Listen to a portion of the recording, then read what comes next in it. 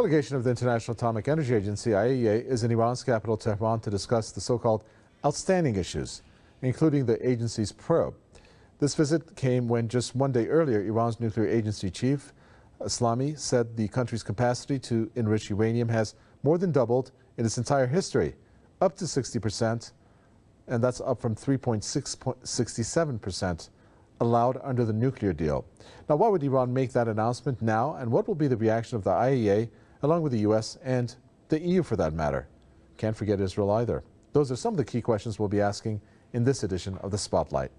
First, let me introduce our guests. Also joining us is Yousof Azizi, international affairs expert, who joins us from Washington, D.C. Yousof Azizi, and I'd like to ask you what has been said before. It's actually a repeated point, but it is worth discussing that this whole thing is a manufactured crisis, that this is not about Iran's civilian nuclear program or the fact that the statements or the posturing or the views out there were either coming from the U.S. or Israel or any of their allies that Iran may be after the nuclear bomb or is after the nuclear bomb or weaponization of the nuclear program. That is just all posturing in a sense, and is put out there because they know that Iran's leader has issued a fatwa, at least that's what is known, that it would never pursue that path.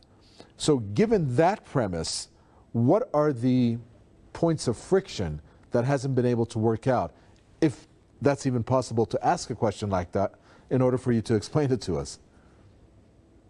Yeah, as you said, if it was only the Iran nuclear program, it should be resolved in 2003 when the Western countries engaged with Khatami administration, and especially the three European countries, Troika of European countries, Germany, France, and England, has discussed and negotiated and reached to agreement 2 times, 3 times with the Iranian administration. But again, the Bush administration at that time, they said that, okay, there is no zero enrichment in Iran. There is some crazy policy of United States. So if it is just the Iran nuclear program, it should be resolved a long time ago. But as you said, I believe that when Iranians announced this progress in their enrichment and in their nuclear capability, it is because that the Western countries right now, especially the United States, sees the negotiation, especially from the Iranian side, as the weaker points,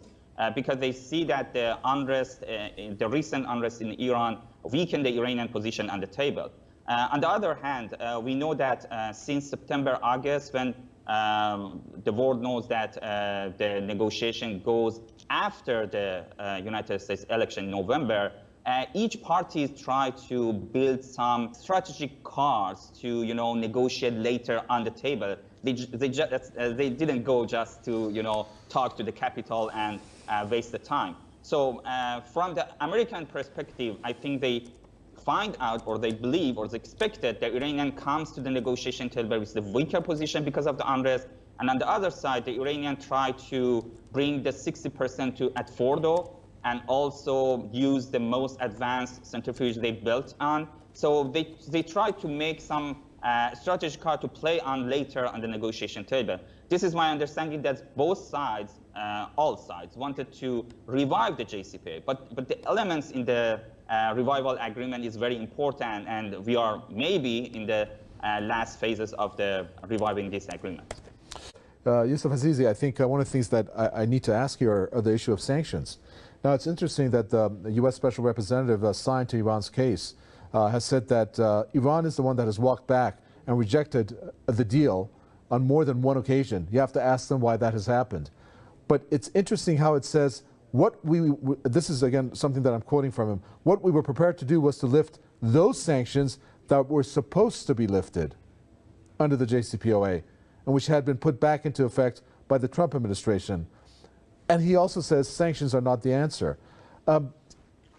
If he says that, then why is it that there hasn't been an agreement on the sanctions, which Iran says purely and simply that it needs to be lifted?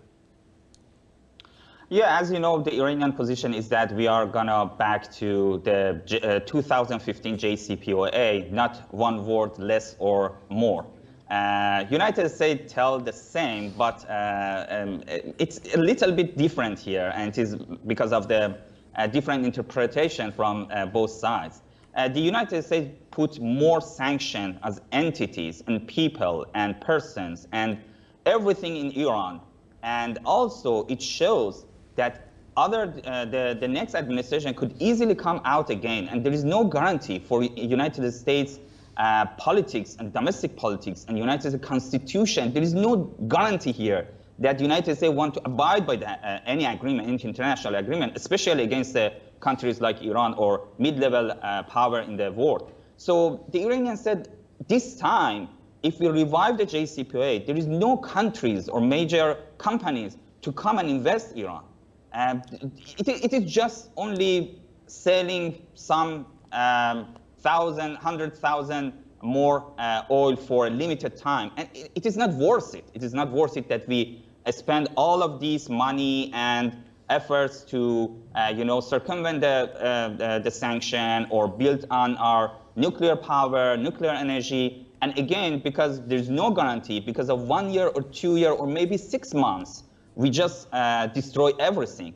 Who is going to pay this, our consumption? So there are many arguments here, and I think after this unrest and putting all of these sanctions about the human rights, terrorism, everything else, so we know that if there is a revival on JCPOA, there should be a limited amount of benefits, very, very limited amounts of benefit in the time and scope of economic benefits for Iran. So it is up to Iran to understand what it wants from that. And the last point is that, unfortunately, the Raisi administration showed that it is incapable to control the auto market, the housing market, and we see the devaluation of reals. All of these has signaled us that maybe Iranian also wants to get these kind of limited benefits for the next 2 years. That I'd like to ask you, Yousof Azizi, as to when is Iran going to get tired? I mean, we're looking at this invitation that was extended by Iran,